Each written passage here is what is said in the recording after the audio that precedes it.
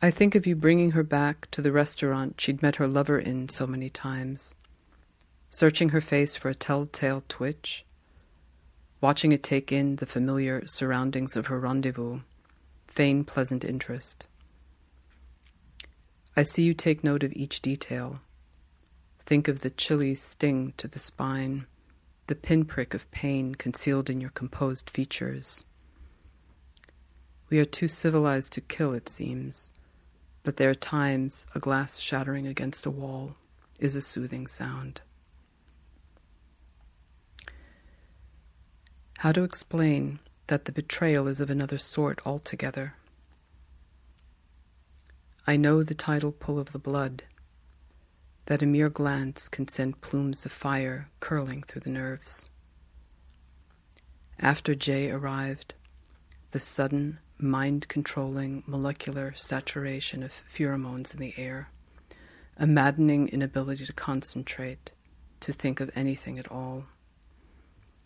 Intoxication, situational insanity, delusion, an attraction so fierce it made me angry, the almost violent force required to resist it.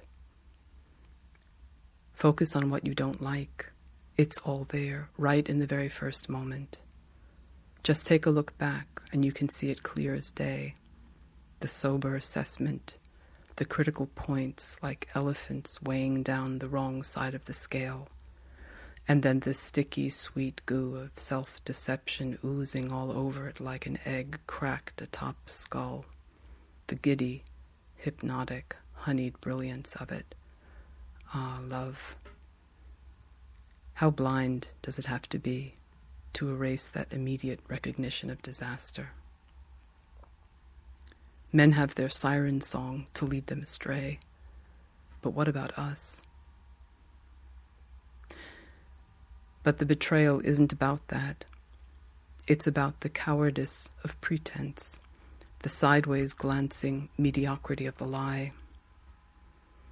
It's about what you thought your life was, where you were in a given year, a given summer, never suspecting that her momentary absences were furtive opportunities for making phone calls, arranging trysts. Is that the part that aroused her the most? Innocuous code words in her appointment calendar, alibis so close to actual circumstances that the crucial deviance was rendered invisible. It was an art form, for all you know, the essential element she needed to survive. But how many knew, and how many situations did she allow you to blunder through unknowingly? That is the deception. Subsequent years spent sifting through the evidence, holding each imperfect memory up to a magnifying glass to search for the shadow in the mirror, the shoe poking out from beneath the bed. Does it happen to me too, you ask? How to even begin to approach that space we inhabit when we believe we're in love? Sponge-like, the things around us absorb us, retain the stark sensations that have taken possession of us, pulsate with them for months, for years.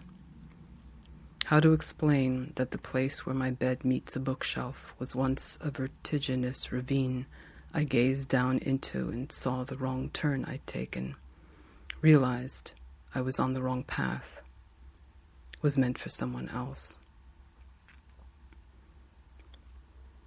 In the park, in winter, twin leaves clinging to a tree at eye level, brown, as thin as parchment, as thin as skin, curled inwards to form two horn-shaped vessels, snow-filled papooses joined by a brittle twig.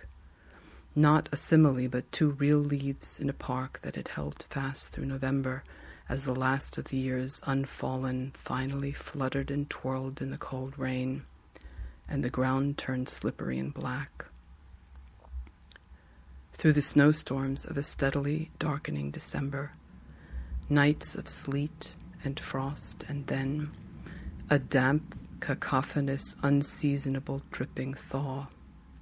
And I, waiting to hear from V, walked to the park and the tree each day, trudging through the slush or the snow, eyes downcast, alert, the ground different each time with its endless vocabulary of surface formations. And one day, preserved in the hardened soil, a pattern I'd never before encountered. There had been a light rainfall throughout the night, then a rapid freeze, followed by a sprinkling of fine snow. And what I saw before me was a fragile layer of fine mud cracked in a thoroughly alien, exquisite way.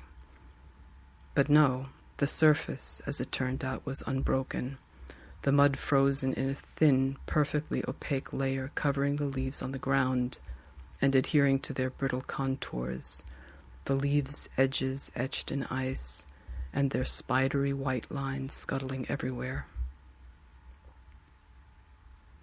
Startled by the unexpected deception, I now saw scattered leaves frozen stuck in a filigree design that crunched underfoot, and that I had taken as evidence of something else altogether. And here and there, individual leaves, neatly covered, cookie-cutter-like, in a thin layer of powdered snow that stood out against the mud-colored, warmer ground where the snow had melted more quickly before the early morning frost had set in and arrested the process. And then, one day, the 2 snow-filled leaves on the tree were gone. It was his birthday, a day he'd planned to spend with me in Berlin, and all at once I knew it was over. There are moments with half-lives that exceed our own, that are capable of emitting shock waves well beyond the memory's duration. I approached the tree and touched it cautiously, thinking I must be mistaken. Perhaps the tree had hidden its 2 pupa-like leaves to protect their metamorphosis, to allow them to emerge undisturbed. There was a tiny round navel they had been attached to, no more than a hard brown scab now. I pressed my lips to it and closed my eyes. A moment later, frantic, I searched the ground around the tree, and as my eyes wandered beyond it and saw that the entire park was covered in leaves, all of them brown, all of them curled and brittle, I fell to my knees, and though I felt capable of a systematic search, of sifting through thousands, even hundreds of thousands of leaves until I found the unique pair I had paid a pilgrimage to each day for 3 months, I understood that it would change nothing, that they had held on but had finally let go, and that it was in keeping with the truth of our situation. I sit in the psychiatrist's office, open the laptop, and brace myself for a long wait. The room is full of people bundled into their coats and slumped in their seats with their eyes downcast, whereas I am damp with sweat and can't peel my coat off quickly enough. Some of us feel cold when we go crazy, and some of us perspire. The body reacts differently to stress, to medication. Doctors are rational people.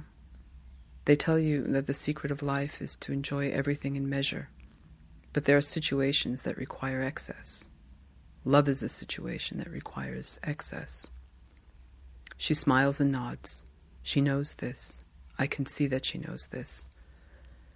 It's her luck that she's the one with the license to practice, because this lends her version of reality more authority. Frau Doktor's vision is to settle for a stable life, to find someone sensible and reliable, to accept that passion is a fleeting emotion destined to consume itself. Love never really repeats itself. It's different every time. But I was kerplunked by something I never saw coming, and I am no longer normal. Now each step I take is like testing a minefield.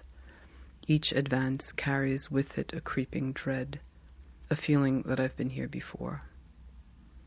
The time, months after it was over, after the worst winter of my life, and an agony of emails that said nothing, asked nothing.